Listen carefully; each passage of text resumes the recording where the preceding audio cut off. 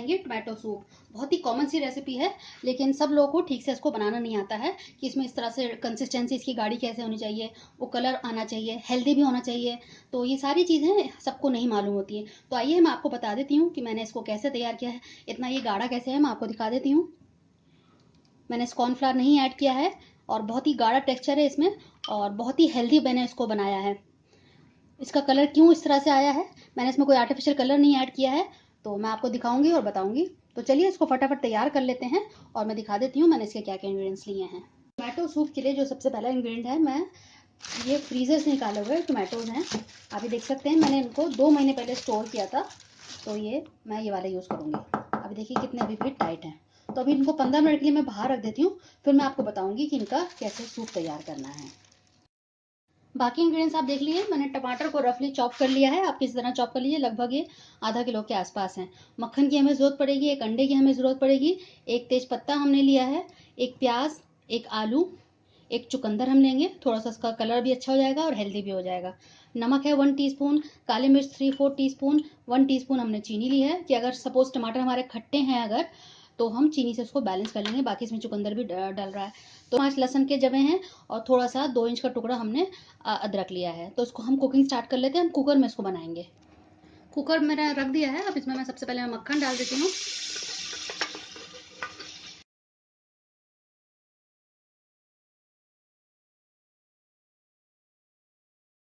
पत्ता मैं डाल रही हूँ, फ्लेम अभी मेरी लो है।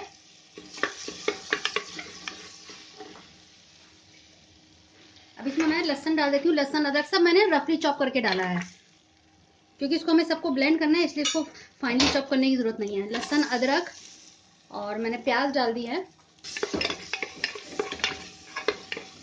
बस 2 मिनट इसको मैं भूनूंगी हल्का सा, ताकि इसका अरोमा आ जाए बटर में। 2 से 3 मिनट हो गए हैं।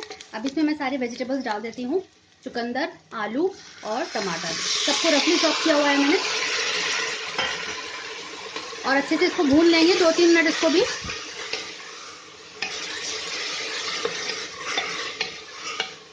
फ्लेम मेरी हाई है। अब थोड़ा सा हम 2-3 मिनट भून लेंगे इसको अच्छे से बटर के साथ, और प्याज और लहसुन अदरक जो हमने डाला है। नमक हमने डाल दिया है इसमें। 5 मिनट हो चुके हैं टोटल। अब इसमें मैं 1/2 लीटर पानी डालूंगी।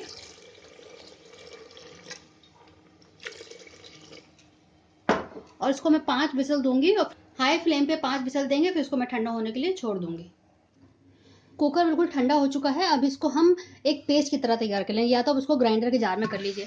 तो मैं इसको ब्लेंडर से कर रही हूँ, इसी कुकर में ही डायरेक्ट मैं करूँगी। ये मैंने इलेक्ट्रिक ब्लेंडर ले लिया है। इसमें से मैं तेज पत्ता निकाल देती हूँ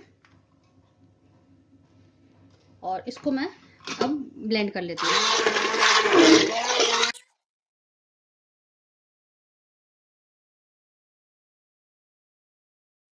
कितने अच्छे से ये ब्लेंड हो गया है, बिल्कुल एक एक चीज मिल गई है और अच्छा सा गाढ़ा सा पेस्ट तैयार हो गया है। अब इसको हम छान लेंगे। मैं आपको इसकी कंसिस्टेंसी दिखा देती हूँ। देखिए कितना गाढ़ा बना है। अब इसमें हमें कॉर्नफ्लावर मिलाने की जरूरत नहीं है। आमतौर पे लोग इसमें कॉर्नफ्लावर मिलाते हैं गाढ़ा करने के लिए, लेकिन हमने आलू मिलाया है। मैंने इसको दोबारा से बॉईल करने के लिए रख दिया। इसमें बाकी जो इंग्रेडिएंट्स हैं हम डाल देते हैं। काली मिर्च, चीनी, और मिक्स कर देंगे अच्छे से, और एक अच्छे से बॉईल आने देंगे। जब तक ये बॉईल आ रहा है तब तक हम क्रूटॉन्स तैयार कर लेते हैं। सूप में बॉईल आ रहा है तब तक हम क्रूटॉन्स तैयार कर लेते हैं। मैंने ये 3 वाइट ब्रेड ले लिए हैं, इनको हम काट लेंगे स्क्वायर शेप में इस तरह से।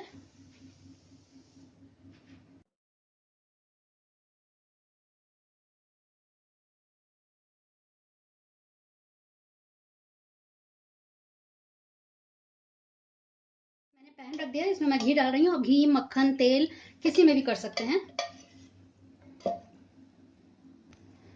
दूसरी तरफ ये बॉईल आ चुका है, मैं इसकी फ्लेम ऑफ कर रही हूँ और हम इसको क्रूटॉन्स को तैयार कर लेते हैं। मैंने घी डाल दिया है। अब इसमें सारे हम ये डाल देते हैं और इसको मिला लेंगे, मिक्स कर लेंगे।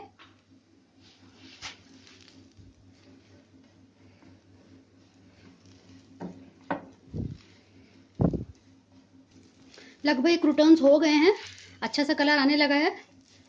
3-4 मिनट लगते हैं और अच्छे से ही हो जाते हैं।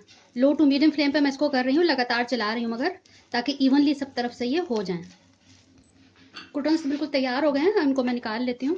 अब लास्ट में इसमें हम अंडा डालेंगे, इसमें बॉईल आ चुका है अच्छे से। अब इसमें मक्खन या क्रीम डालने की बिल्कुल भी ज़रूरत नहीं, वो ऑप्शनल है अगर आपको ऊपर से डालना है। हमने इसीलिए इनिशियली उसमें मक्खन से इसको सारा भून लिया था।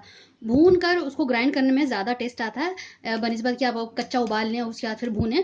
नहीं, मैं उल्टा करती हूँ, उसमें बहुत जायका बहुत अच्छा आता है। अब इसमें मैंने अंडे की एक सफ़ेदी ले ली है, पीला मैंने हटा दिया है। अब धीरे धीरे मैं डालूंगी और उसको चलाती रहूँगी।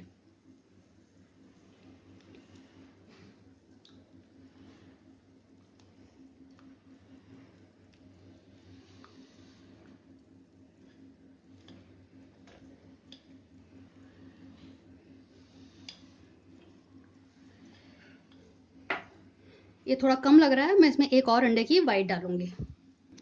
मैंने एक और अंडा ले लिया है, उसमें इस तरह से छेद कर लिया है और मैं इसमें से ऐसे कर करके डालती जाऊंगी और उसको चलाती जाऊंगी मैं।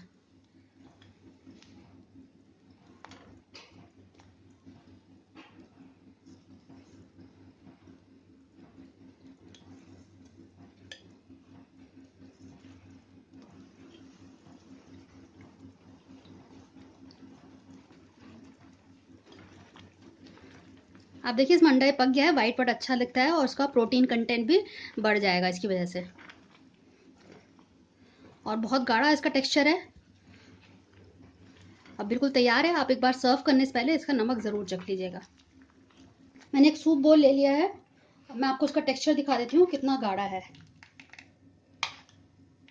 आप ये देखें, और इसमें वाइट वाइट ये दिख रहा है अंडा, बहुत उसकी वजह से बहुत अच्छा टेक्सचर आ गया है और बहुत हेल्दी है। अब मैं इसको सर्व कर देती हूँ।